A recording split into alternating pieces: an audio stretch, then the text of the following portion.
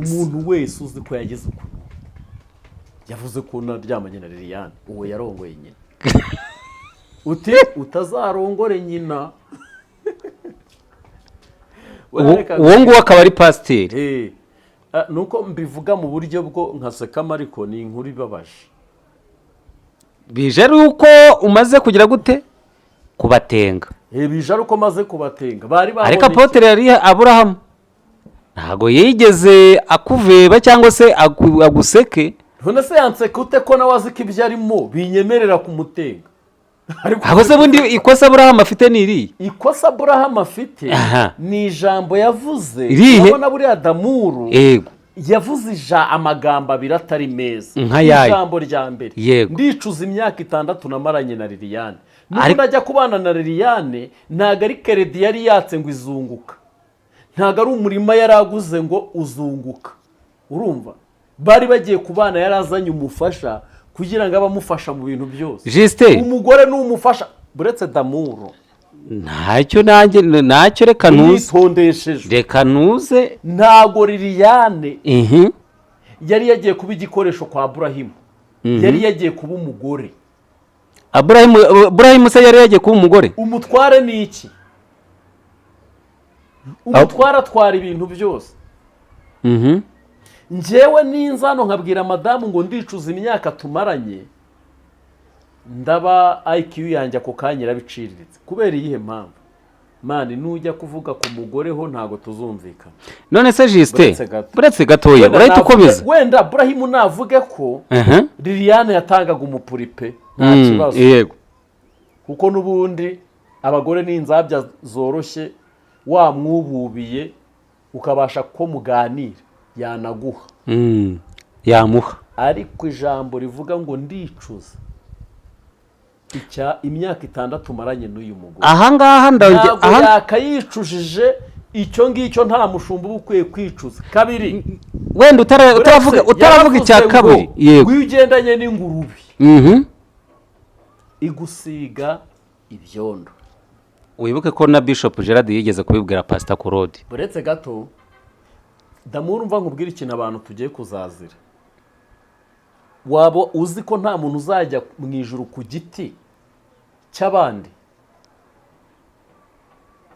njyewe Justin nzajya mu ijuru nkanjye cyangwa se njye kuzimu nkanjye umwana nabyaye nakoreye ijuru azarijyamo njye gushya byibuze nta nubwo kuba agiye mu ijuru naramubyaye yajya no kumvuganira ngo mwambabariye data kaza ibyo byo kuvuga ngo Gerard yaravuze ni Gerard Aburahamu Aburahamu rero ntago yari kuvuga ayo magambo erega Damuru nitwemerera abantu ko twaguye ntacyo biri bube bitwara Justin abantu barongera batugarukeho uko kugwa hagu wari uhagaze yego n'ubundi rero habyukwa wari waguye yego Justin mbere yuko Aburahamu abana na Apostle Liliane yego uzi imibanire yabo waba wari waramenye imibanire y'aba bantu ese bahuriye he kuko bivuga ko Apostle Liliane yakoze ikintu bitaga apapura uyu mugabo rero uyu Aburahamu urumva nujya kuvuga ibyo bintu by'amagapapu hari ibintu ntari bwumvikane nawe kubera ikizi buretse gato aho turi bujye mu buryo bubiri twese nizi saha umugore unkurikiye anyumve igihe uzananirwa kwita ku mugabo wawe umubazi idonido n'ubundi gitondo kimwe buzacyubona undi yamutwaye ku bwandi baritwaje ubuhanuzi inshuti yanjye nose n'abahanuzi basenye ngo nyinshi uza abahanuzi batwaye abagabo b'abandi cyangwa abagore b'abandi ukuntu bangana n'ubundi bataba amaso barabatwara none se ubwo urumva buretse gato yego urumva uyu munsi abagabo babaye abibura bagore nimutaba amaso abagabo babaye abibura namwe mwumve abagore Aburahamu avugwaho ko yashatse mukurikizaho n'abo Claude bivugwaho ko yashatse arabibura ntacyo adakoze agiye kujya atwaye icyangombwa cyanjye agitware Liliane twaravuganaga icyo gihe twaravuganye kuri telefone amakuru n'umukiriya wari uri aho ngaho bahagararanye turavugana. Mbe Korode ageze umukecuru wanjye arabimbwira birambabaza cyane. Ndavuga ni Korode ibibazo Uganda ifitanye n'u Rwanda agiye kubihinduramo politike gushaka kuzanira ingorane. Ndaceceka. Niko guceceka nibwo wagiye kumva wumva Liliane arimo arirukanka avuga amagambo menshi ariya yakoranye n'ukwezi bankurikiza amagambo menshi icyo gihe cyangombwa bari barakijyanye. Ndaceceka mfunga umunwa ndakomeza gukurikirana ubutaka bwanjye uko bimeze. Numva ko babugurishije ndabimenya, mpamagana na Papa Gladys aho haruguru nkakomeza kumubaza niko Papa Gladys kutuye aho ngaho ubutaka bwanjye ko numva bwagurishijwe bute. Papa Gladys aramakanira ati nta cyamunara cyahabaye. Mpamagara Mama Munezero ndamubaza ni Mama Munezero icyo cyamunara cyaba cyaranzwe nande? Mama Munezero ati ni ukuri nta muntu n'umwe uzi itaka ryawe uko ryagurishijwe. urumva rero ko ibyo Korode hirukaho azi icyo yariyemo nuko ibyo bintu byamugaruka. Nurese ntabwo wumva ko arimo avuga akavuga n'iby'ikabuye n'ibya sheke n'ibyaki n'iki, ntiwumva ko arimo avuga ibyo bintu byose. Iyo sheke yari iy'imodoka twagabanye ngewe na Liliane ku modoka twaburanye hari Nyamirambo. Iyo sheke Korode arayizi yahibwiwe na Liliane, ariko ntabwo tujya kuyigabana, ntabwo Korode yari ahari oya rwose. Tekereza ntabwo yari ahari. Se Korode yari kuduhuza gute Justin n'imiryango aho ngaho kwingana? Ahubwo ni ibisambo bibiri byahuye bimajije guhura biravuga biti reka twirukankana umuntu tumukura dukora icyo dushaka. Ariko Liliane kuri kwanjye kose nk'umukozi w'Imana nimba ari umunyabwenge se ubwenge Rushogoro baratandukanye birarangiye. Nanjye rega ntabwo namwirukanga inyuma ntabizi neza yuko Rushogoro batandukanye. Mwirukankanye azageza ryari? Kwirirwa yiba abantu imitungo y'abana banjye agomba kuzayiba. Naho ibyo byo kwirirwa batangiye gukanga ngo barankurino, nubwo bankurino se yewe nkagenda bangira ko naba ntashye mu gihugu cyanjye. Si nk'ibyo byose se bari gukanga baratanga warning. Warning iki? Iriya warning wayumvisha? Amategeko Korode yasomyemo hariya niwe yakagombye gufata. Ngayo ngukore. Ndakubwiza ukuri. Urabyumvishije? Njemba nibere mu kiganiro. Narindi kuguha ikaze. Njemba nihibere mu kiganiro nkabona amakuru ahisanzira. Narindi kuguha ikaze. Ndakuti kwatinga numva. Nabonaga ari Ibrahim Mamagara. Ntago babyumvishije ubwo abantu. Hari ukuntu Imana isigaye nyohereza ibintu by'ibiganiro. By'ibizibiti gete ducomekamo ngaho ni mu nyumvire. Ni mu nyumvire. Ariko ko numva ngeze ubwoba. Urabyumvisha wewe? Uzi ikintu ngiriyeho ubwoba. Ugiye ku muntu nkuko naza hano kwa Justin. Justin akanyizera. Uri kumva ko hano Burahimu na Liliane baraganiraga. Kuba bari barashwanye nta kibazo cyari kigize ute? Cyari kigihari. Ntacyo byari bitwaye. Ariko uratekereza gushwa Korode akinjira kwande? Ahubwo atangira kuzambya iki ibintu. Nyina wabo wa Burahimu wumvishe ko yari yiteguye kujya gufata amafaranga akabigase kwa Dakere. Ni wewe uje gufata amafaranga yo kujya kugura imbunda. Ezo yari miliyoni zingahe? Tuvugisha ukuri, reka nkubwize ukuri. Ahangaha mise numirwa. Nge njya nkunda kubwira abantu bajye bareka mbahereza ukuri. Ibyo byo kunkanga ibyo mbyemera. Ntago ibyo mbyemera. Korode namusebye ikindi namuharabika ibindi, ariko kugeza aya masaha nge ntago nakwiyumvisha ko yaryamanye na Liliane, kuko bavuye muri dushe bose siko bavuye kurongora. None nuza kari abivuga, ariko ni gute mwereka dukoma urusyo dukome n'ingasire buretse bifafitanye na Liliane. ayifitanye na Korode. hoya aho Burahimu yabonera hakocorera Liliane yamukocora, mujye mukora ibiganiro bimeze fresh. we umuntu nimba afite agahinduta umuntu ambara nyibe ntanambyarire akugashiremo. Korode nawe nta yindi bifu ndende afitanye na Iburahimu. Bifu bafitanye ni ukumukina umutwe wakambuka Uganda akagenda agafata ibyangombwa akaza bakajya kugurisha bikarangira Burahimu nta na miliyoni mugezeho. None niho hantu nyine nakubazaga, Aburahamu afite ikosa. Aburahamu avuze bikarangira avuze ngo Korode abajije nyina wabo wa Burahimu uti ni weho uje gufata amafaranga ya wa mugabo urumva. Barangije ngo barataka Liliane nani Burahimu aricecekera arabihorera. Rero no kuvuka ikidamura aha hantu harimo utuntu tw'inzigo n'inzika n'utuntu turi aho ngaho nyine tutanafatika n'ibintu kubwo kugira ibyo abantu babona bageze ibyo babeshyera abandi n'ibiki byose. Rero ibyo bintu nibyo birimwe aha hagati aha ngaha urumva. kuko none se kuba Korode yararongoye Liliane Burahamu we ntabo yarongoye se?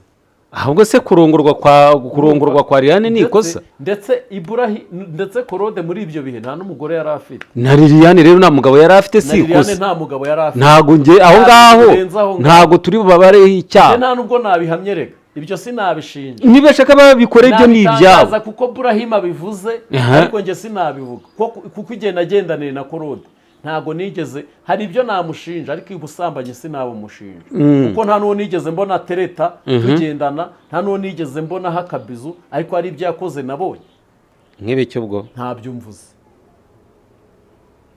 hanyuma rero kumbwira ngo Korode ni umusambanyi bigoranye ko nanjye nabikwemerera kuko igenda agendaniye nawe ntawe nigeze mbona aryamana nawe. Buretse mbanze ni Yesu ahabwa icyubahiro.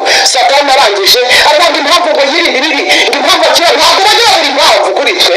Ego mwami Imana ntibajya buri impamvu iragazibura. Impamvu ni iyi yagize aca bigenda bica yakoze ibi ariko wajenjoye ibyawe ukabanza ukabirangiza. wagize ute? Wajonjoye ibyawe Burahimu ukabanza ukabirangiza. Yabwiraga nde? Liliane yaje none nawe ubundi naka kantu mbacaka nje akanaka isaza mu cyo jonjora ibyawe sha ibintu n'abantu bihaye barimwe baravuga batavuga izina areko mama yake mama na mama burya ngo ntushaka kuyoberwa umuntu kwibye baho kuyoberwa ahantu hagutsimbye. Yego arara komeza numva aho yamuze uretse abo yanenge mugira inama nawe nyene yacana iri hasi navuture nicara vuture aho kuri Burahimu anaguhe Korode ubundi Liliane nimba ko naho kuri Korode ntago ari bubivuge ahubwo we nare kuri nkuru ye ku giti cye ashyire kuri YouTube channel ye avuga ati ngewe ni gute ushobora kumbeshyira. Urabona twese tuzi yuko Korode amutuma nicara avuga uti ngiye Korode ntacyo mvugana nawe sinigeze ngutuma nta nubwo nigeze nkubwira ngo umuvugizi wanjye ahubwo ndashaka kuvugana na Ibrahimu. Ahubwo reka mvugane na Iburahimu nari maze igihe mujye mu masengesho uhitame n'umuriro. Ariko hano mbavugira inama n'imbuga za kakawe hanze wamwokeje kandi ubu Liliane ubu ntiyamamagara kandi afite nimero zanjye yamwokeje waduhamagaye tukaza ubundi Burahimu ukabanza ariko aposo Liliane barakubeshyira ngo waryamanye na Korode bari kugushyiraho umwana bari kugusebya gute ni chance nk'ubu muri aya matiku abantu abenshi hari abakunda amatiku barimo kugenda bareba kandi urabona niwe usa n'uyayoboye hoya bamureba rero erega dukurikije aho Bosco y'impa yariri aho ikaze yariri aya magambo akivira mu kanwa kabo ahubwo bafite ibyo bananiwe kumvikana bo ubwabo bamena ibanga. Hanyuma se ko wumva Bosco yaba ataragiyeyo hoya Korode kandi we yaraje agahamya uti yarambwiye ngo none se reka nkubaza Claude ko yigeze akora ikiganiro akavuga ngo yari agiye Sumbawanga, yigeze avuga ko yagarukiye mu nzira. ese Sumbawanga aba bapfumu gusa ngo haba abarozi ba danje. ni ngo ariko none se ko ntarahagera ahantu nagarukiye Tanzania ko ari Kariyako honyine. aba bantu rero none se ko Ibrahim we yabwiye Claude ibi bintu mwebwe muba muri kubisuzugura. Ibrahim yabwiye Claude uti weho waraguzaga kwa Mama Fina hano, uti waraharaguzaga. Claude bamubajije ngo Ibrahim ko yavuze ko waraguzaga kwa Mama Fina, Claude ahita avuga ngo hari kwa nyina. Nese ubwo ukumva yarahakanye ko yaraguzaga cyangwa ubwo yahise abyemeza avuga ko yaraguzaga kwa nyina wa Ibrahim? hari kwa nyina wa Ntuza se wa Ibrahim. kada no nyina wa Ibrahim ni umupfu. Umupfumu original. Nyine uri kumva ari umupfumu original nimba ari we. Kuko Claude barabajute se kwa Mama Fina urahazi waraguzaga ko ariko Ibrahim yavuze utaho hari kwa nyina. Aba yemeje icyaha. Uri kumva rero ngira ngo hari bwari uburyo bwo zamvugo zo gutukana ngo hari kwa nyina ashaka kumwumvisha ko nyina ari umurozi. Hoya nyine uri kumva ariko wabanza ukavuga uti nge ntago mpazi. Nta naho nagiye. Nkeka ko biriya bintu kandi ibintu ibiganiro bigitangira banza Claude yarakekaga ko Ibrahim ataza kuri kamera. Niko we yakekaga. Ko yaje murajya he? Ahubwo se ko numvisha ambwira ngo agiye kuzana video y'umugore wa Claude babanye ngo ibutungurura wahantu ngo yitwa mu butunguru witwa Jane ngo amupereza tutuyu ni umugabo wanjye. Rekada ibyo si bya kera se. None se wagize ngo bose hari ibyo bari kuvugana bya 2024 urumva bose babinjiye mu bujajwa bw'ahashize rega ndimbati. Ariko Claude ko mugiye kumusenyera ndimo mbibona. Claude nta wamusenyera. Niwe wisenyera ariko. Niwe uzaba wisenyeye. Gusa nuko nyine ari abantu bakuru. Ariko ikintu ngiye kimbabaza kikantera n'agahinda ni ibintu byo kuba twareka ibyacu hano ku mihanda nkatwe turimo kuvugana n'amajwi cyangwa duhure ahantu hatandukanye, ariko ibyo byarengaho byatunanira tukazanamo n'imiryango yacu.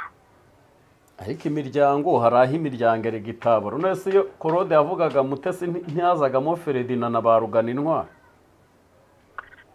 Nyine ubwo bazamo bati nyine urumva bamuvuga ibyanyu. Erega ni ngombwa nimba uvuze ngo runaka yaryamanye uti yararya yasamba yansigariye mu kiryamo, umuntu wese ahita amenya ikiryamo icyari. Ndabona nta nyungu irimo. Nta nyungu ibirimo nyine ni ukwisenya kandi ejo umuntu akicuza. Hanyuma ikindi nabagiraho inama rero, nkeka ko hari n'abandi benshi nagiye ngira inama kandi abazikurikije bikemera, abatazikurikije barahari. Sinagenda mvuga amazina yabo ariko ingaruka zikabagarukaho. Mwihangane kuko ndabona murimo muhina urutoki mushaka gukomanga hariya hakurya ku Kimihurura. Ndavuga kuri RIB. Ni mwihangane ndetse twese nanjye ndimo mu byo turimo dukora muri iyi minsi ukuntu bahariye. N'ubundi bari guhunga ukuntu bahagurishije. Nimba ibintu biri kiriya bihari na ya Claude yahagaraye akavuga ngo n'ubundi kuko ari umuvugizi wa Liliane ubona ko yabaye we nahagara avuga uti dore ukuntu ubutaka bwagurishijwe nuko hagurishijwe miliyoni wenda tuvuga 10 eshanu impapuro ngizi eshanu zijya n'izindi eshanu zijya kuri iyi banki, izindi zitwarwa na Liliane kuko yari afiteho 50%. Izindi zitwarwa na Liliane nuko byagenze. Ariko ikintu atagaragaza akajya hariya ati dore duhagaze ku mutungo dore harimo harazamuka etaje, ibyo ntibimureba. Ibyo biramureba he? Nteze ko hari kuzamuka etaje n'ubundi nyine n'ubundi ko bahariye nyine, ibyo bishatse kuvuga iki? Bishatse kuvuga iki? Ahubwo Korode, ahubwo guhisha ibimenyetso by'uko hagurishijwe. Yego, ahubwo bo nuba Korode bo ikintu bavuze bari gushaka guhisha nyine no gupfundikira uko byagenze nuko hagurishijwe n'amanyanga yaba yaranahabereyemo. Ni amanyanga yahabereye niyo arimo gupfundikira, ariko nayo byananiranye kuyapfundikira. Ariko ngewe n'ibi biganiro arimo kora yabicaye yakoze nijoro n'icyo arimo gukora nonaha, ngewe hari ikintu ndimo nkibonamo. Hari ibintu bibiri: eiza RIB ishobora kuba yamuburifinze kubera ko izi ukuri kw'ibyabaye, kuko imanza za Generali barazikurikiranye zirazwi neza, cyangwa se bashobora kuba barimo kuvuga bati ukuri turakuzi, reka kwiteza uriya muntu. Yego.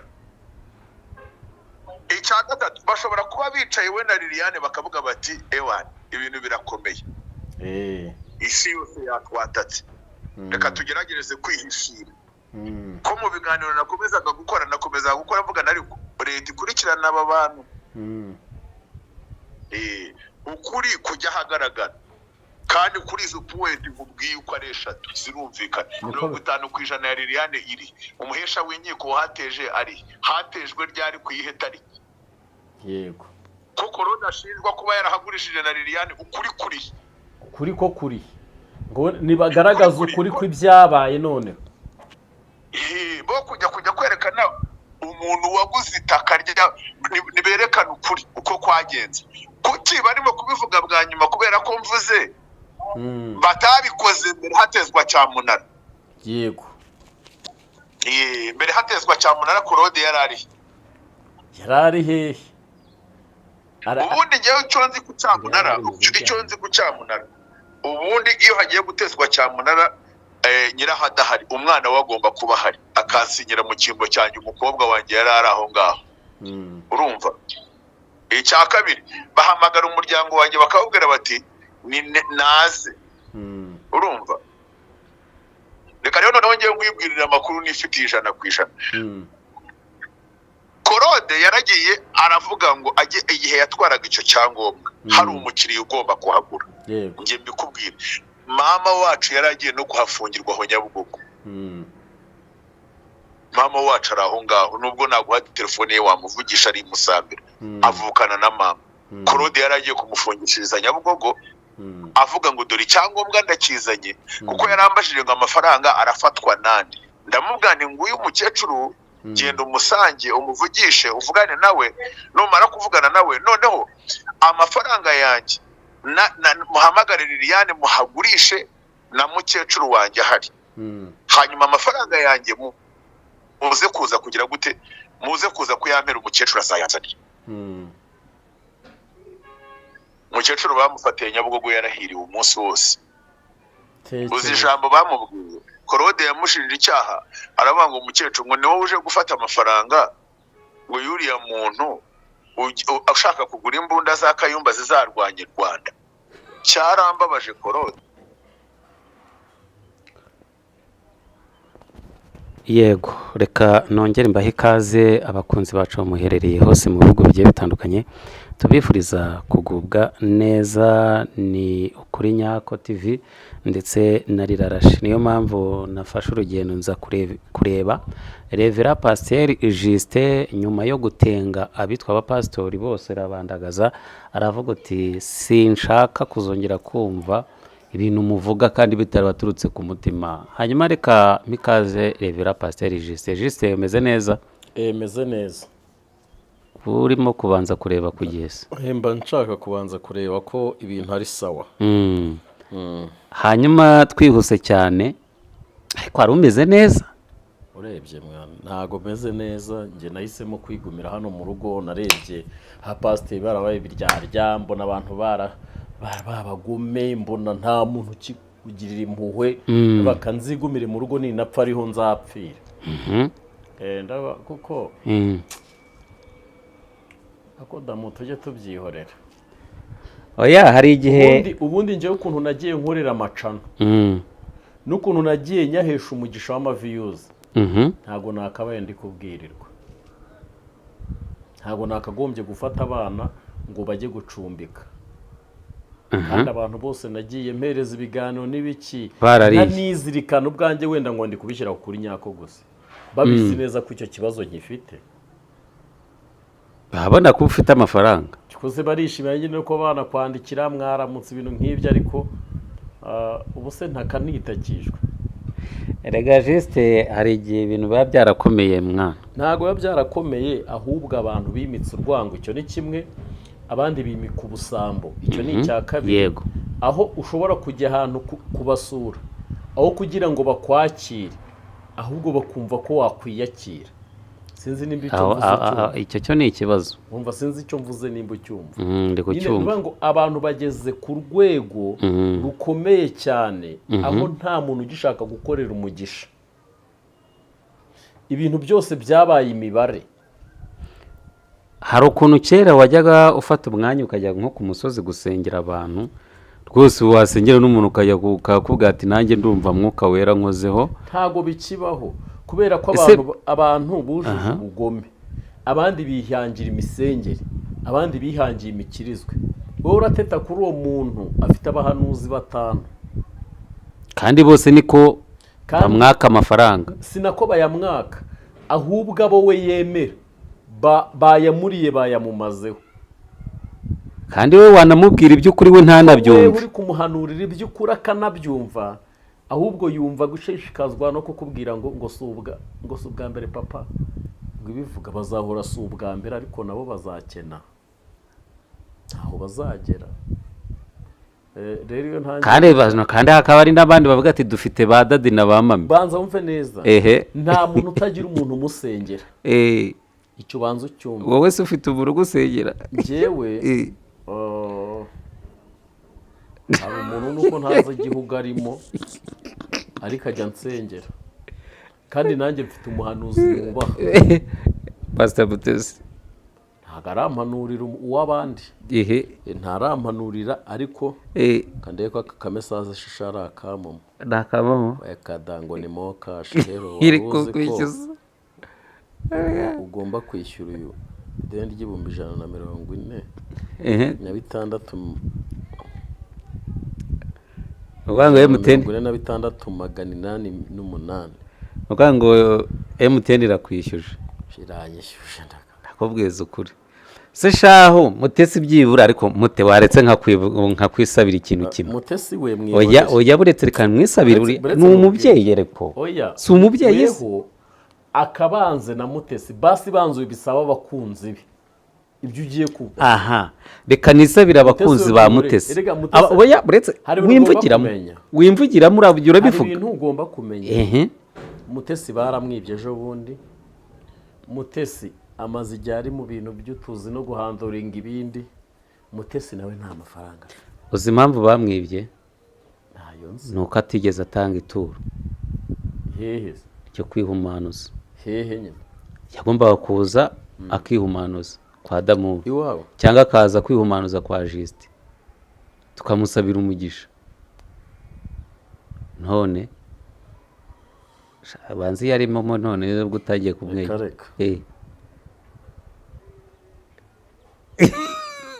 Umuntu witwa uri kumpamagara katingaho mwita Nave yasobanurira ati umutungo twari duhuriyeho umugabo yatwaye amafaranga y'umuntu barayamwishyura nk'uko barimo babitegura, hanyuma noneho abamukatira imyaka 7, bamarije kumukatira imyaka 7, hanyuma arahunga. Korode arivuguruza mu guhunga ati yarahagaze kuri boda bakati iyo myaka ati yarahagaze ku mupaka ati bamarije kurusoma ariruka. Sibyo kuntu bahariye. N'ubundi bari guhunga ukuntu bahagurishije. Nimba ibintu biri kiriya bihari na ya Korode yahagaraye akavuga ngo n'ubundi kuko ari umuvugizi wa Liliane ubona ko yabaye we nahagara avuga uti dore ukuntu ubutaka bwagurishijwe nuko hagurishijwe miliyoni wenda tuvuga 10. eshanu impapuro zikajyaho zikagaragara, impapuro ngizi eshanu zijyaho n'izindi eshanu zijya kuri iyi banki, izindi zitwarwa na Liliane kuko yari afiteho 50%. izindi zitwarwa na Liliane. Nuko byagenze, nuko byagenze. Ariko ikintu atagaragaza akajya hariya ati dore duhagaze ku mutungo, dore harimo harazamuka etaje, ibyo ntibimureba. ibyo biramureba hehe? Nteze ko hari kuzamuka etaje n'ubundi nyine, n'ubundi ko bahariye nyine, ibyo bishatse kuvuga iki? Bishatse kuvuga iki? Ahubwo Korode, ahubwo guhisha ibimenyetso by'uko hagurishijwe. Yego, ahubwo bo nuba Korode bo ikintu bavuze bari gushaka guhisha nyine no gupfundikira uko byagenze nuko hagurishijwe n'amanyanga yaba yaranahabereyemo.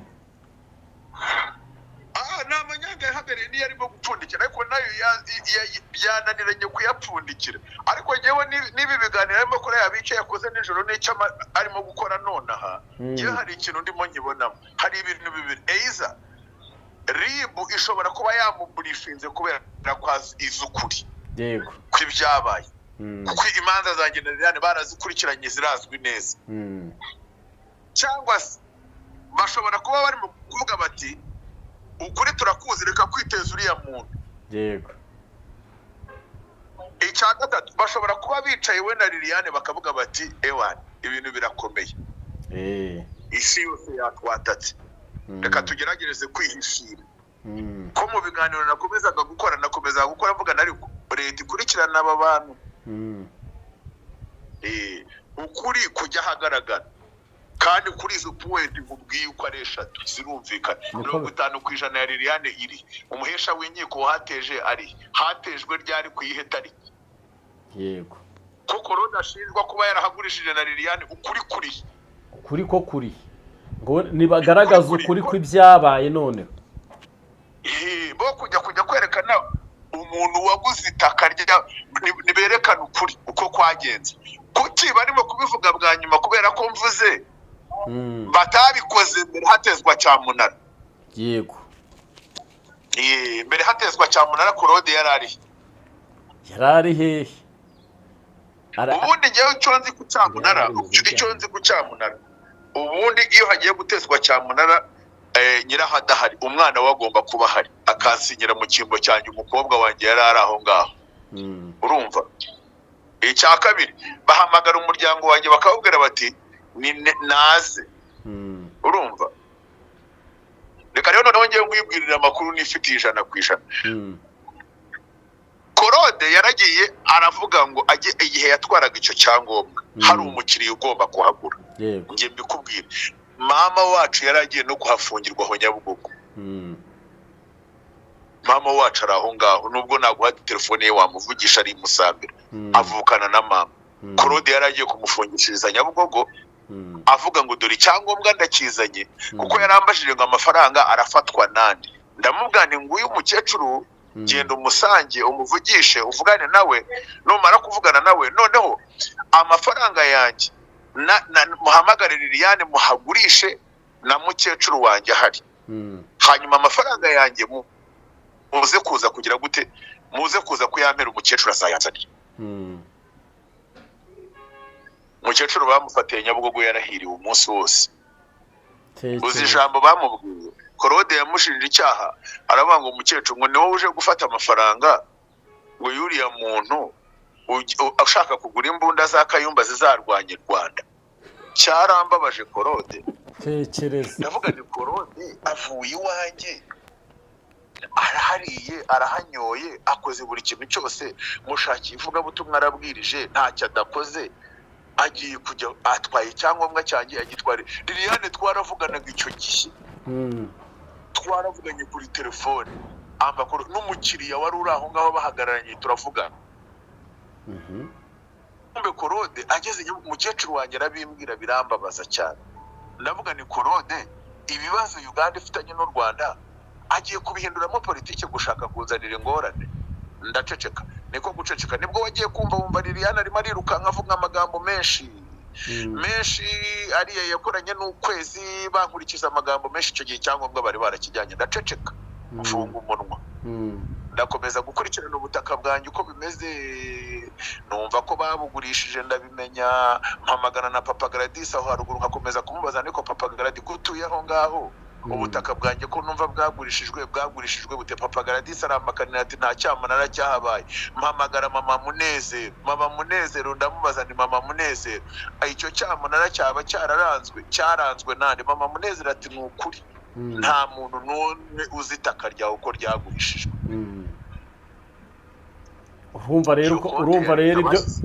rero ko ibyo Claude hirukaho azi icyo yariyemo nuko ibyo bintu byamugaruka.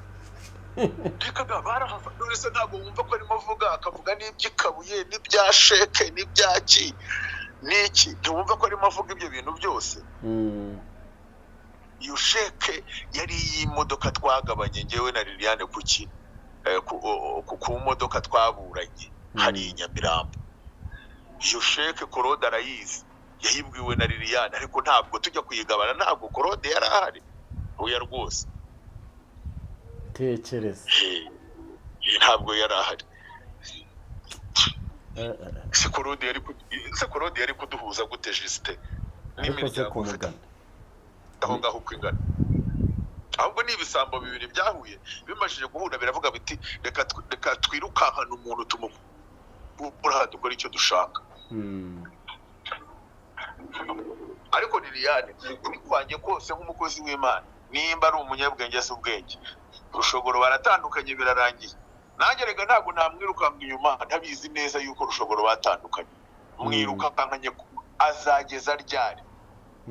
Kwirirwa yiba abantu, imitungo y'abana banjye agomba kuzayiba. Naho ibyo byo kwirirwa batangiye gukanga ngo barankurino, nubwo bankurino se yewe nkagenda bangira ko naba ntashye mu gihugu cyanjye. Si nk'ibyo byose se bari gukanga baratanga warning. Warning iki? Iriya warning wayumvisha? Amategeko Claude yasomyemo hariya niwe yakagombye gufata. Ngayo ngukore. Ndakubwiza ukuri. Urabyumvishije? Jemba nibere mu kiganiro. Ndi kuguha ikaze. Jemba nihibere mu kiganiro nkabona amakuru ahisanzira. Narindi kuguha ikaze. Ndakuti kwatinga numve. Nabonaga ari Ibrahim Mamaka. Ntago babyumvishije ubwo abantu. Hari ukuntu Imana isigaye nyohereza ibintu by'ibiganiro. By'ibizibiti gete ducomekamo ngaho ni mu nyumvire. Ariko ko numva ngeze ubwoba. Urabyumvisha wewe? Uzi ikintu ngiriye ubwoba. Ugiye ku muntu nkuko naza hano kwa Justin. Jisa akanyizera. Uri kumva ko hano Burahimu na Liliane baraganiraga. Kuba bari barashwanye nta kibazo cyari kigize ute? Cyari kigihari. Ntacyo byari bitwaye. Ariko uratekereza gushwa Claude akinjira kwande? Ahubwo atangira kuzambya iki ibintu. Nyina wabo wa Burahimu wumvishe ko yari yiteguye kujya gufata amafaranga akabikase kwa Dakere. Niwe uje gufata amafaranga yo kujya kugura imbunda. Yezo ngo yari miliyoni zingahe? Kituvugisha ukuri, reka nkubwize ukuri. Ahangaha mise numirwa. Njya nkunda kubwira abantu bajye bareka mbahereza ukuri.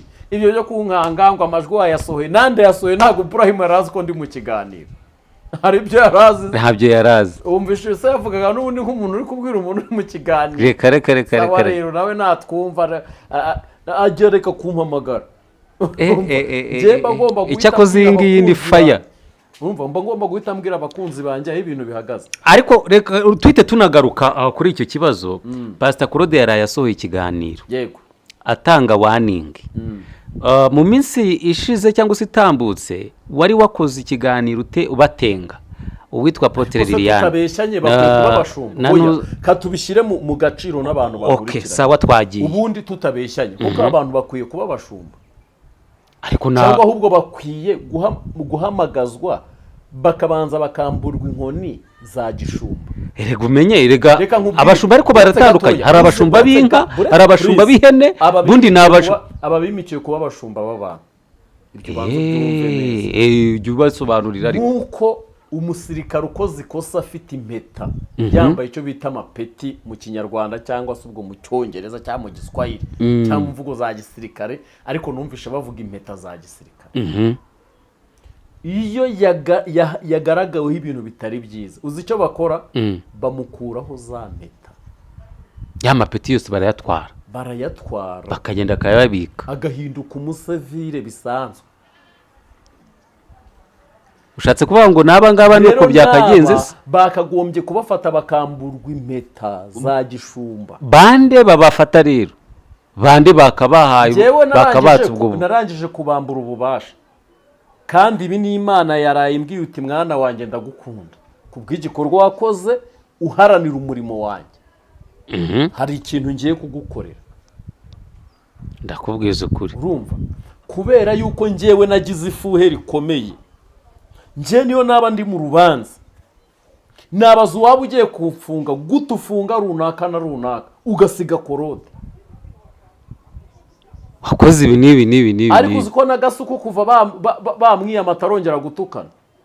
Aratukana sha, reka kiratukana cya gasuku nyine barakifashe kiriya nese gasuku si pasiteri. Ariko se nuretse nka pasiteri ujya hari ati umuntu wese uzi ko yagize uko yavuze ko naryamanye na Liliane uwo yarongoye nyina. Uti utazarongore nyina. uwo nguwo akaba ari pasiteri. Nuko mbivuga mu buryo bwo nkasekama, ariko ni inkuru ibabaje. Bije ari uko umaze kugira gute kubatenga. Bije ari uko maze kubatenga. Bari babonye ariko Apotre yari Aburahamu ntago yigeze akuveba cyangwa se aguseke. None se yanseke ute ko nawe azi ko ibyo arimo binyemerera kumutenga? Aho se bundi ikosa Aburahamu afite ni iri? Ikosa Aburahamu afite ni ijambo yavuze. Urabona buriya Damuru yavuze amagambo abiri atari meza. Ijambo rya mbere, ndicuza imyaka 6 namaranye na Liliane. Nuko ndajya kubana na Liliane ntago ari keredi yari yatse ngo izunguka, ntago ari umurima yaraguze ngo uzunguka. Urumva, bari bagiye kubana yarazanye umufasha kugira ngo abamufasha mu bintu byose. Juste umugore n'umufasha buretse Damuru ntacyo reka nuze ntago Liliane yari yagiye kuba igikoresho kwa Aburahimu. Yari yagiye kuba umugore.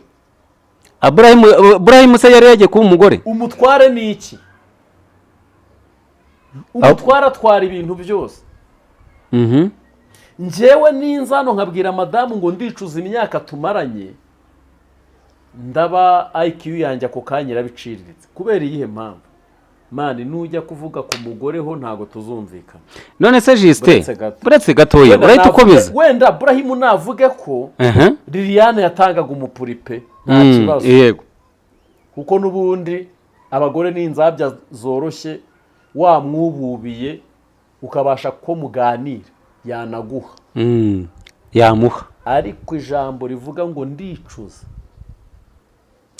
imyaka 6 maranye n'uyu mugore, aha ngaha ntabwo yakayicujije icyo ngicyo. Nta mushumba ukwiye kwicuza. Kabiri, wenda utaravuga icya kabiri, yego, wigendanye n'ingurube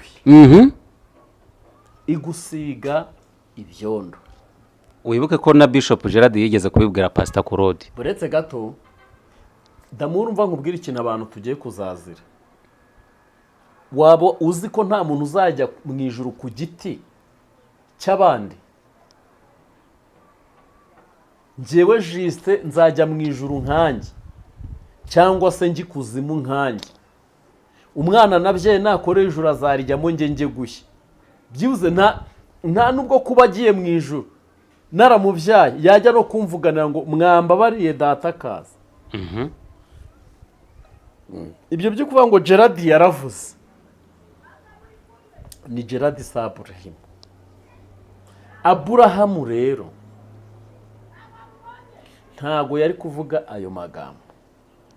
Erega Damuru nitwemerera abantu ko twaguye ntacyo biri bube bitwara. Juste abantu barongera batugarukeho uko kugwa hagu wari uhagaze. Yego, n'ubundi rero habyukwa wari waguye. Yego, Juste mbere y'uko Aburahamu abana na Apostle Liliane, yego, uzi imibanire yabo?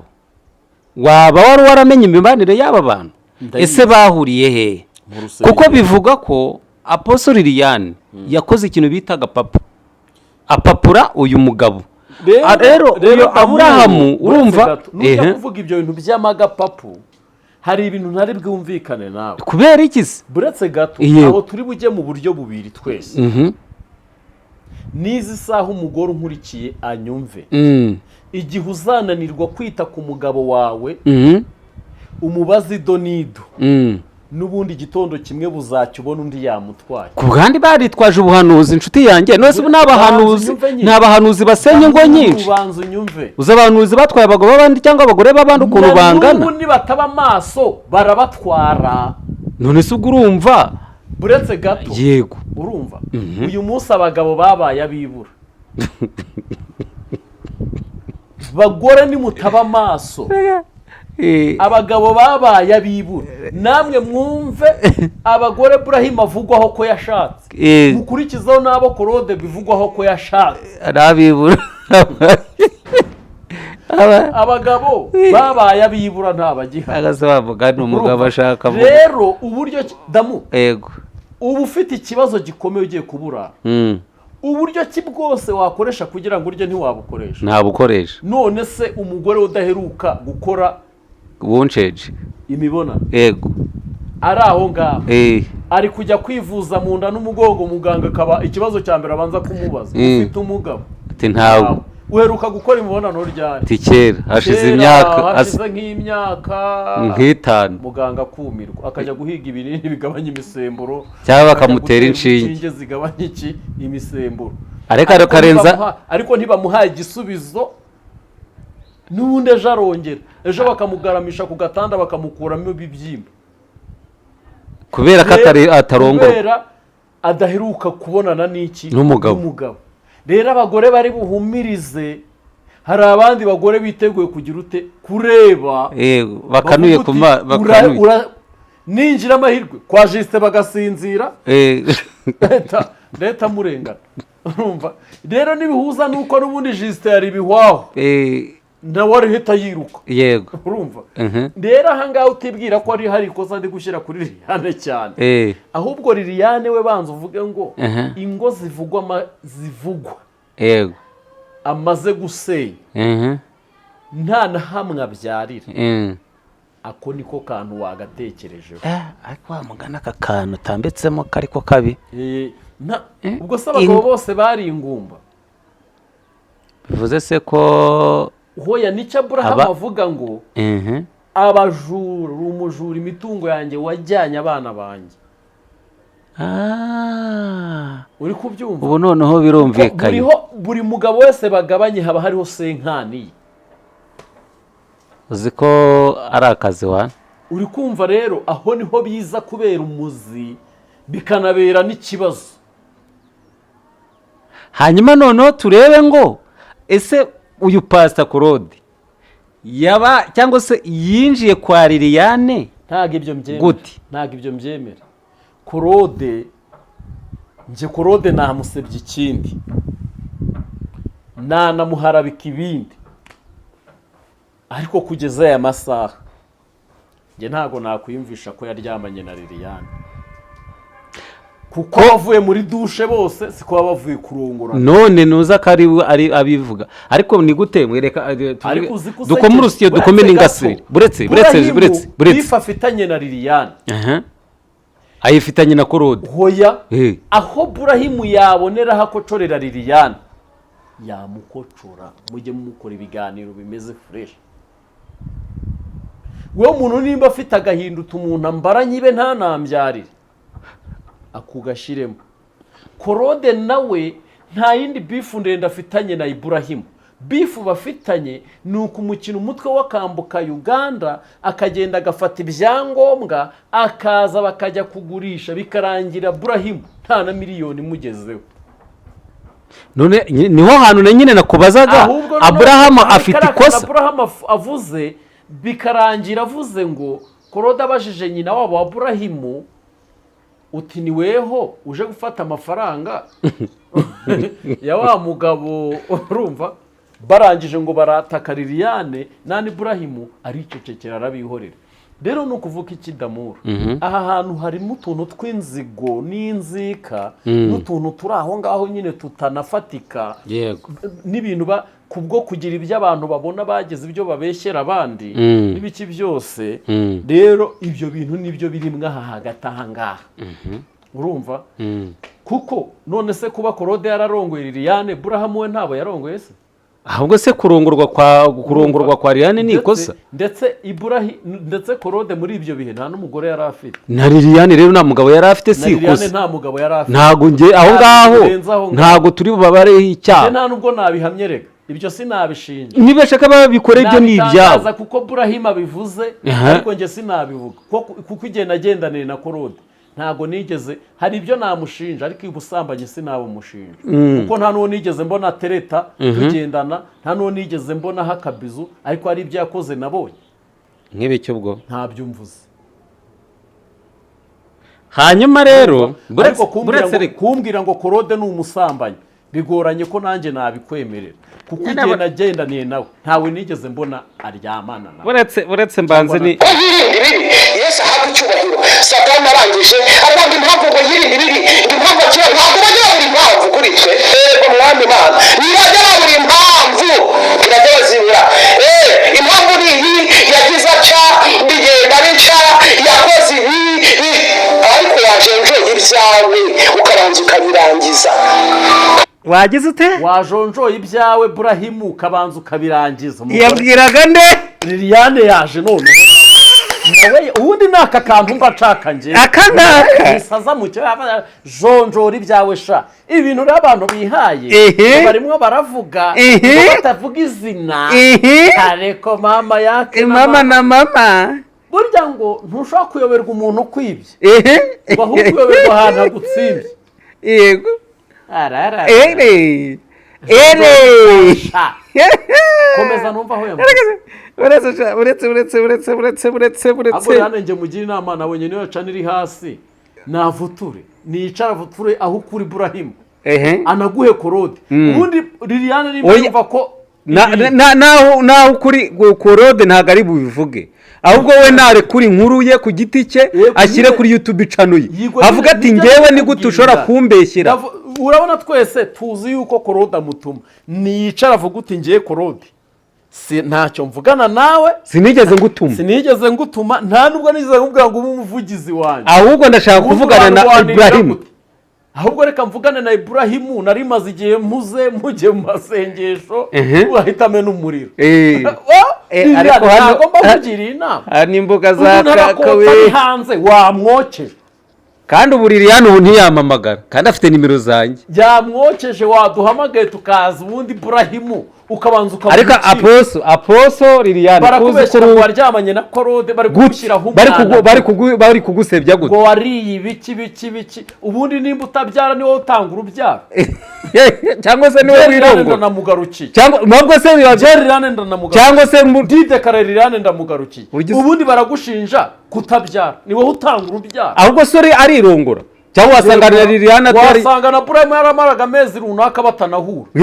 nese yari bubyara cyangwa gasanga we Liliane ndakwejeje ndanakugarukiye nibakuveho Claude na Ibrahimu nibarwana ukwabo bere kugusiga umwanda watandukanye na Ibrahimu byemewe n'iki n'amategeko mubyeyi rata komera sagamba nibareba ibyabo babijonjora ubahwe ubahwa rwose Mukabadege apote umva hano no nkubwira umuntu ntengure baba data ndagutenguye umva ko bagira ngo nta bibiri ufite nta bibiri ufite hoye buriya ntago rero ukuboko kwatenze ntago ariko gutengura urumva ubu ngubu umuntu aposo Liliane Mukabadege Liliane tumaze kumva maze kuburana nkajya mu rukiko rwanjye yego Sanzarengana aposo Mukabadege Liliane uremera umushumba wemewe aposo Mukabadege Liliane uri umubyeyi aposo Mukabadege Liliane uri umuntu Imana yahamagaye ahubwo ufite n'ibikomere by'abagabo bagiye bakubeshya bagiye bakubeshya wowe urukundo bakakujijisha kugira ngo bakurye n'utwugeze nta nubwo wigeze ubeshesha ubuhanuzi umva kandi ntuza yaravugaga ngo ni ibinyoma Apotre Mukabadege Liliane aremewe ni umumama ufite urusengero ufite itorero ni umugore umva nkubwire uzi buriya Liliane ntihazagere kera yageraga urukundo rwinshi cyane ako nk'ubu Liliane ko nzi ko kera nazaga mu rugo uretse nkora iki kiganiro batagira ngo ni iki njyewe maze gushyira ibipapuro hasi by'urubanza nkitegereza nkareba usanze Liliane Apotre Mukabadege Liliane ndagutenguye mu izina rya Data wa twese n'iry'Umwana n'Umwuka we kandi ntumwe y'Imana Apotre Gitwaza ikimpamagara nawe nahise nkutengura nabwo Gitwaza hamagara iminsi 3 itarashira yaguhamagaye yari hanze muri Afurika haguruka nakwitabye nimba bwo ari ba Joel bamuhaye iyo link urumva yahise bibona cyane ndabwira aba bantu byagenze gute urumva ikiganiro kiri imbere anga ega ngenda bafite mujye mwemera ariko intumwa y'Imana Apotre Mukabadege Liliane ndagutenguye kubera yuko icyambere wahunze igihugu aracyari hano paka Kigali icya kabiri aba bagabo barimo bashaka kugushyiraho imitwe yabo cyangwa wagize ubwoba yuko ashobora kuba yagiye muri ribu ibyo ntibijya bintera ubwoba papa ubundi umuntu wese ukora YouTube atuye munsi y'urugo rwa ribu ako se waretse nkumva ari n'ijambo yakora Apotre Liliane ararenganye muri ibi bintu tuvugisha ukuri kundi ariko wa mugani tumugarukire tuvugisha ukuri Liliane siwe wigeze yizana kuri YouTube nta nubwo Liliane yigeze yita Ibrahim Kigarasha nta nubwo Liliane yigeze agaragara wenda muri ibi bihe atuka Ibrahim ibi bintu ni Korode ubizanye nanuza na Ibrahim rero Liliane iyame Korode ahubwo iyame Korode niyongere kuguhindura nimba kandi waramugize umuvugizi nabwo yidekarare uvuge ngo ibintu byose mushaka kumbaza ubwo se tukugiriye inama mubibaze Korode niwe muvugizi wanjye tukugiriye inama yere kugumya guteranya n'umugabo wawe ataba yarabasikaminze mwese we n'umugabo wakabasikaminga ukagira ngo amafaranga yarayatanze ako wa mugani wasanga amafaranga atarageze nawe akakwijundika nk'umuntu uri mu kibazo uretse gato Justin uyu munsi wa none wa mugani wasanga Apotre Liliane yarazi neza ko amafaranga yaba yarageze kwa Abraham aho ngaho nanone si hari ikibazo dukoma urusyo dukome n'ingasire nimba uyu munsi wa none uwitwa Korode yarasikaminze urupapuro amafaranga ntagere kwa Abraham kandi Ibrahim ntayo yabonye Ibrahim muramwiyumviye aragira uti ko Korode atavuga uwaguze aho hantu avuga yo bahaguze avuga ahawe Liliane avugwe n'ayahawe njyewe ese iyo cyamunariba ko mfite famiye ninde wo mu muryango wanjye wari uraho ubone ko ntari impari wenda urumva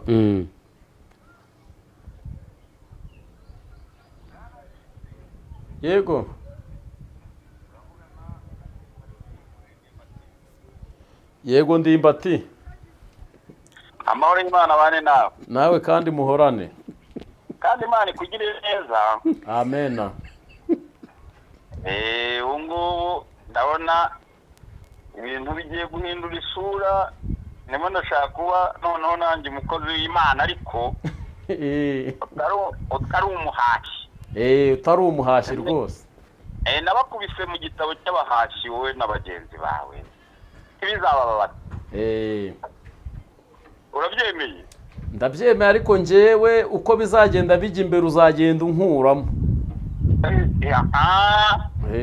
icyo nicyo mashaka ubwo wemera ko ushobora kugenda ugaruka nubone mfite ibitabo 3 mfite icy'abahashyi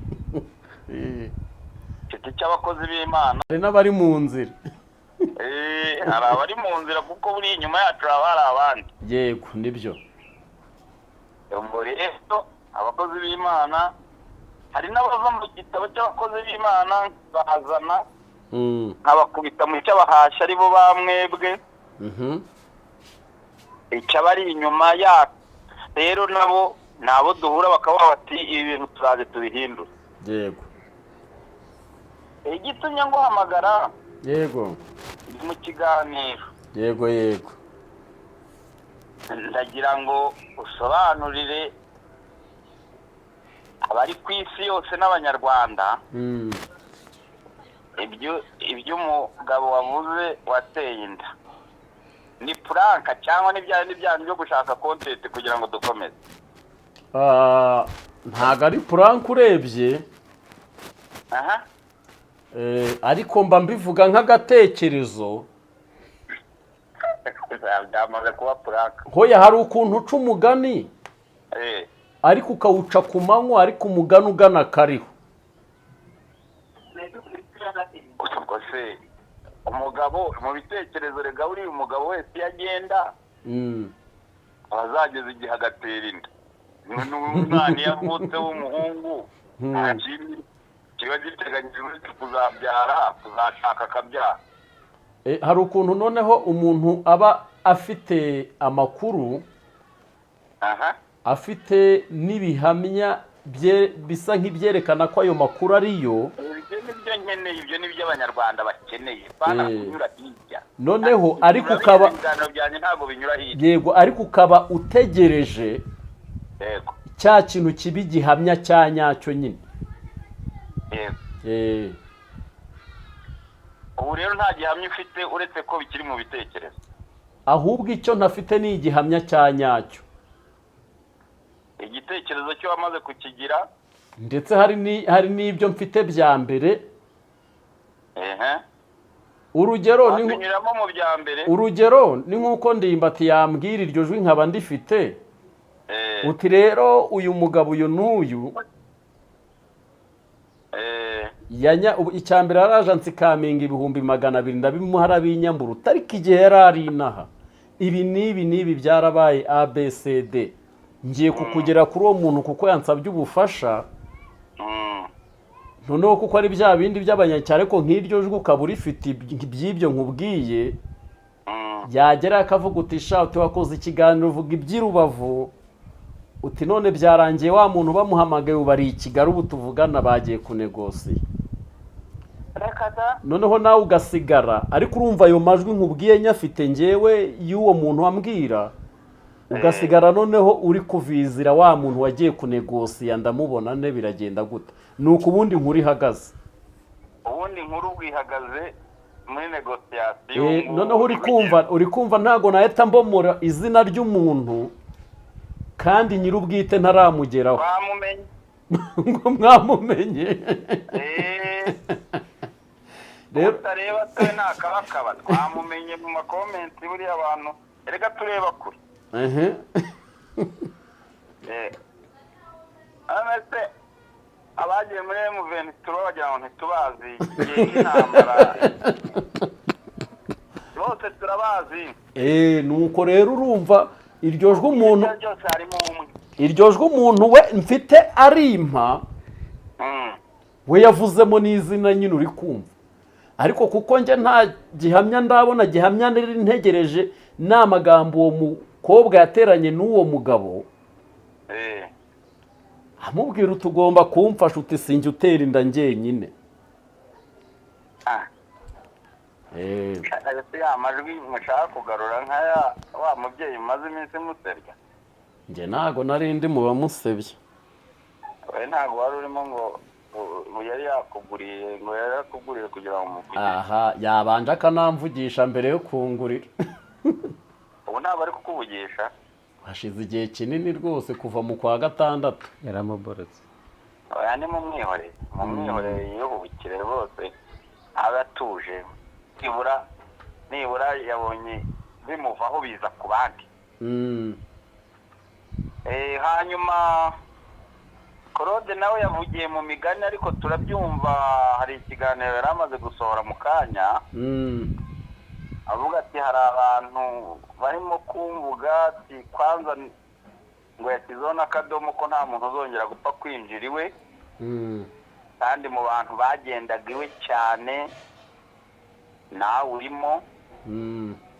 ndetse na Ezekeri arimo n'abandi. Yego nanjye nigeze kujyayo, ariko njye ntabwo nagiyemo cyane, kandi ntabwo nigeze njyayo ndi kumwe n'umufasha. nanjye iwanjye ndakeka iwanjye ntabwo yahambariye, ntabwo yamwambitse, ariko umuntu buriya ashishoje arareba yagira gutya akabona ni nk'amwe yavugaga, nubwo atavuze amazina yanze kuyavuga. mwahinduye umuvuno niba hari imyenda iri iwawe, hakaba hari imyenda iri iwawe, uriya umuntu yagiye avuga ko yakwambitse akambika n'umugore, iyo myenda muyizinge mushaka ukuntu muyohereza, muyihe umumotari ayisubizeyo. oya abo ngabo abo yabwiraga ni ba papa bitangaza. nibo bamukozeho ikiganiro bavuga ko bajya kumupimisha itabi. urumva ko rero ntenyibuye mu gihuru. kandi nibo barayeyo kangahe cya gihe papa bitangaza arayeyo kangahe cya gihe avuga ngo yataye umugore n'umugore amusangayo bararayo. ubu yari agiye kumucyura. njye sindarara kwa Korode, sindanageza saa 3 ndiwe. ni papa bitangaza. ni papa bitangaza na mama bitangaza yabwiye muri za puranka zabo. naho puranka ariko niba zarabahiriye niba zitaraje kubahira wamenya, ariko agafaranga buriya barakabonyera. oya nta mafaranga babonye, byarabapfubanye rero ko n'ubu bamerewe nabi.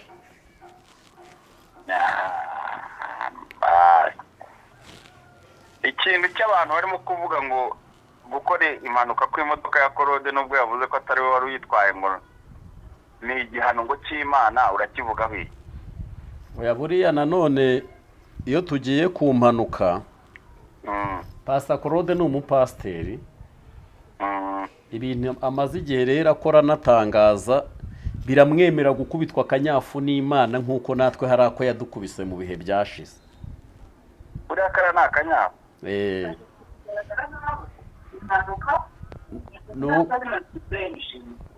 urumva nyine bitera yisemeye. Gasaro aragira ati ikintu kigaragara ni uko iriya mpanuka wayishimiye y'umukozi w'Imana mugenzi wawe. njyewe impamvu nako y'umuhati mugenzi wawe. impamvu iriya mpanuka nayishimiye njyewe cyane nkanabyina, ni uko Korode atapfuye. nuko Korode atapfuye. noneho mwari mwiteze ko nakomereka. oya njye impamvu nishimiye kuba impanuka yabaye ariko ntiyapfa, kuko iyapfa yari kuba arimbutse. ariko uzi gukubitwa n'impanuka nka kuri uyu gapfa, wari umaze igihe ushyiraho amajwi y'urukozasoni.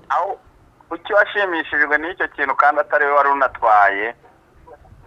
oya ariko abari barimo bose bari gusigamo ubuzima, ariko uwo twese tuzi ni Korode. Korode ntiyari arimo. ntabwo yari arimo. yari arimo ari utwaye. ntabwo ari we wari utwaye, ariko yari arimo. uri kumva rero nimba yari arimo, rega ni warning Imana regije hari ijambo rivuga ngo nutayumvira ngo uyikorere ku neza uzayikorera no ku nabi. hari abayikorera baranacitse n'amaguru kuko banze kuyikorera bafite amaguru yose. ariko Imana ntimukayireshere, nta kigo cy'iterabwoba ifite. rero nimba atari Imana n'abapfumu. dore nkubwire rero biriya bintu ukuntu biri mu buryo bubiri. we na Bosco Yimpa bamaze igihe bavuga iby'abarozi n'aho bakura amadawa. wasanga baramennye ibanga ry'umupfumu, akababwira uti buretse nze nkwereke, akaboherereza. rero hari umuntu w'umuganga wigeze akorera ikiganiro ku Ikaze TV Rwanda agaragaza iby'ubuganga bwe n'ubupfumu. bivugwa ko Claude yari yariye ibihumbi 200 agashyiraho nimero y'umupfumu kugira ngo aze gushyiraho nimero z'uwo mupfumu. ariho se ubundi birakwiye ko arangije Claude iyo nimero ntiyayishyiraho. Umupfumu aramubwira uti buretse sha nzakwemeza. akaba ari wari wamwemeje ku modoka cyane ko ngo impanuka ikiba ngo biravugwa ko ngo banavuganye ibyo byo ntabyo byo mpagaze zo kuba baravuganye. ibyo nta hantu bihuriye ariko impanuka ni impanuka. ariko icyo navuga dukuyemo ibintu byindi bya showbiz n'ibiki, hari ukuntu umuntu aba mu bintu nyine akantu kakamuba hari Imana igateye kugira ngo akanguke. ubu yarasinziriye mu by'Imana akavuga uti kandi ko kukurikije ikiganiro yahise akora, yakoze ikiganiro aravuga ngo ushobora kubwira umuntu ngo azapfa akaba ari ukujyana kuguhamba. ngo yarashatse kuvuga nde? yarashatse kuvuga ko atakwiriye kugira ikintu avuga kuko erega hari umuntu aba yarokotse urupfu. nubwo aba ari ibintu biba bitabaye ariko burya uba warokotse ikintu bita urupfu. wigeze gukomoza kuri Bosco mu kanya umukomojeho uvuga ibiganiro bagiye bakorana na Claude, ariko muri iyi minsi ishize nkeka ko umubano wabo utamaze kabiri. baba barimo bapfitini kandi ndabizi uba wasesenguye uba wacengeye buriya amakuru mbwiye ni chance. nk'ubu ngubu muri aya matiku abantu abenshi hari abakunda amatiku barimo kugenda bareba kandi urabona niwe usa n'uyayoboye.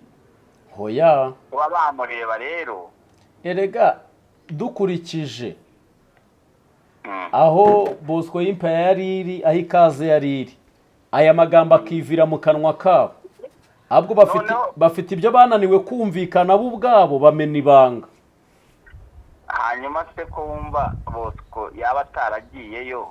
hoya Claude kandi we yaraje agahamya uti yarambwiye ngo none se reka nkubaza, Claude ko yigeze akora ikiganiro akavuga ngo yari agiye Sumbawanga, yigeze avuga ko yagarukiye mu nzira? ese Sumbawanga haba abapfumu gusa? ngo haba abarozi ba danje. ni ngo ariko none se ko ntarahagera ahantu nagarukiye Tanzania ko ari Kariyako honyine.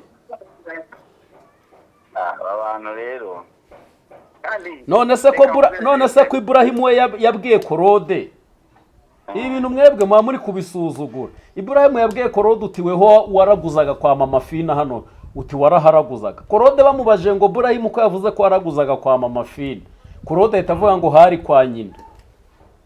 Nese ubwo ukumva yarahakanye ko yaraguzaga cyangwa ubwo yahise abyemeza avuga ko yaraguzaga kwa nyina wa Ibrahim? hari kwa nyina wa Ntuza se? wa Ibrahim. Kada. No nyina wa Ibrahim ni umupfumu. umupfumu original. nyine uri kumva ari umupfumu original nimba ari we, kuko Claude barabajute se kwa Mama Fina urahazi waraguzaga ko ariko Ibrahim yavuze utaho hari kwa nyina. aba yemeje icyaha. ubwo uri kumva rero ngo hari bwari uburyo bwo zamvugo zo gutukana ngo hari kwa nyina, ashaka kumwumvisha ko nyina ari umurozi. hoya nyine uri kumva ariko wabanza ukavuga uti nge ntago mpazi, nta naho nagiye. nkeka ko biriya bintu kandi ibintu ibiganiro bigitangira banza Claude yarakekaga ko Ibrahim ataza kuri kamera. niko we yakekaga. ko yaje murajya he? ahubwo se ko numvisha ambwira ngo agiye kuzana video y'umugore wa Claude babanye ngo ibutungurura, ngo ahantu ngo yitwa mu Butunguru witwa Jane, ngo amupereza tutuyu ni umugabo wanjye. Reka da. Ibyo si bya kera se? none se wagize ngo bose hari ibyo bari kuvugana bya 2024? urumva bose babinjiye mu bujajwa bw'ahashize rega ndimbati. ariko Claude ko mugiye kumusenyera mbere ndimo mbibona. Claude nta wamusenyera. niwe wisenyera ariko niwe uzaba wisenyeye. gusa nuko nyine ari abantu bakuru.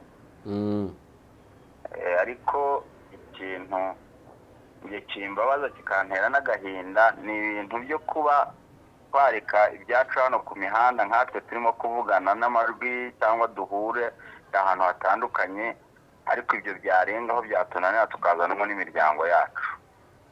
ariko imiryango hari aho imiryango erega itabura. none se iyo Claude yavugaga Mutesi ntiyazagamo Feredina na ba Ruganintwari nyine ubwo bazamo bati nyine urumva hari bamuvuga ibyanyu. erega ni ngombwa nimba uvuze ngo runaka yaryamanye uti yararya yasamba yansigariye mu kiryamo, umuntu wese ahita amenya ikiryamo icyo ari. Ngewe ndabona nta nyungu irimo. nta nyungu ibirimo, nyine ni ukwisenya kandi ejo umuntu akicuza.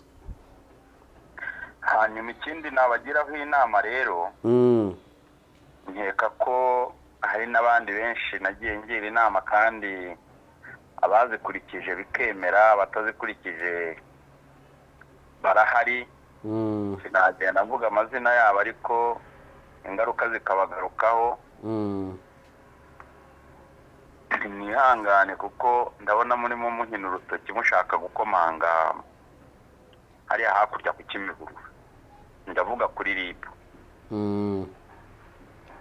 ni mwihangane ndetse twese nanjye ndimo mu byo turimo dukora muri iyi minsi, hari abashobora kubigenderamo.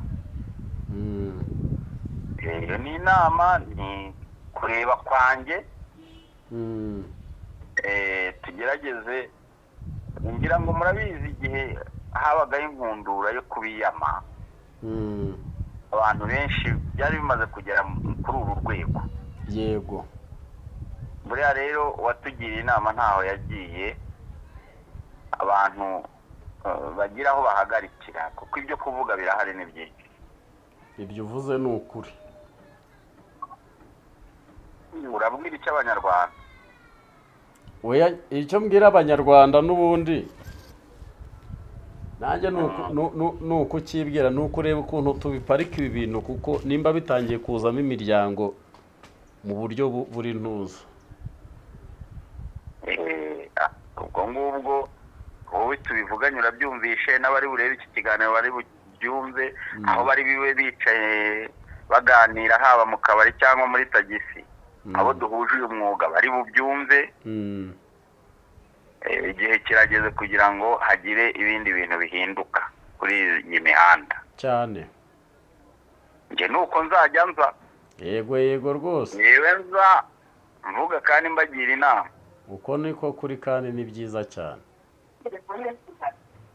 mu kanya ubu ndaje nongere mbone ikiganiro nanone cyo kuwata.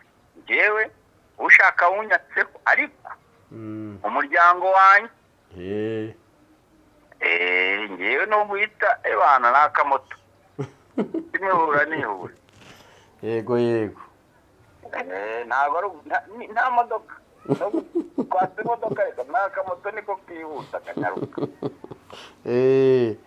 reka rero ngushimire Juste, dukomeze tujye inama kandi tubwire abanyarwanda ndetse n'abakunzi bacu amakuru afite icyo abamarira, cyane cyane amatiku ndetse azanamo no gusebanya.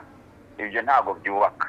yego reka ngushimire. urakoze cyane. urakoze cyane kandi ugira umunsi mwiza. urakoze. amakuru njye nsigaye nicarira amakuru akiza. twashoje ariko se twabigenze dutya uretse ariko wajenjeye ibyawe ukabanza ukabirangiza, ukabanza ukajenjera iby'abana bawe ukava mu bubero, ukabanza ukajenjera iby'umuryango wawe ukawutunganya, ukareka kujya mu by'umuturanyi, ukareka kujya mu by'abandi bitakureba. ni iki gituma ugiye mu bintu bitakureba? ni iki gituma utakaza igihe? ni iki gituma ugiye gutakaza igihe mu myaka ufite? ivuga ngo amina. yesu ahabwe icyubahiro. aramubwira ngo reka mubwire natwe n'imana, kandi bikamubwire imana ikorera mu mutima wawe. reka mubwire umva iri jambo ritumanuka, umva ijwi rikujeho. imana ikorera mu mutima wawe, iravuganiramo nawe ko muri kumwe, iravuganamo nawe ko uzatsinda. dusoze ngo waretse kwinjira mu buzima bw'ububobo. hanyuma tugana ku musozo Justin dukurikije ibyo Ndimbati atubwiye yego n'ibyo Abraham yatubwiye ni ibintu byumvikana ahangaha abantu bari kuvuga ngo hinjiyemo imiryango turiza hano nta miryango yinjiyemo urumva ni Iburahimu wavuze ibyo Korode yamukoreye ni Korode uvuze ibya Iburahimu bivuga ngo Iburahimu yavuze abagore ba Korode nawe avuga abagore 7 bande Iburahimu rero ni ukuvuga ngo ba bagore 7 nimba baje urumva hari impamvu itumye bagira ute binjiramo rero n'aba bagabo bangahe ba Iburahimu ba Liliane ni Iburahimu ugize ute ubavuze kubw'impamvu yuko babaye ariko nkumva ko ntago byari bikwiriye nanone nk'abakozi b'Imana nibyo ndi kubabwira ubundi zo ngewe nabagize cye kumba ndi kubagira inama damu rakoze ngira umusaza Ndimbati mba ndi kubagira inama nta muntu nazanya no ku mihanda nta muntu ndinjira mu muryango we nta muntu ndi ko nanjye narabyaye na Pastor Claude yarabyaye na Iburahimu yarabyaye iby'imiryango nibo babyizaniye ariko hanyuma guhabwa warning iti stop hoya stop ntago yari ikwiriye Claude nawe kuba bamuvuga ntago bivuze ko yacecekesha abantu kuko biri ku mihanda akangushemire urakoze cyane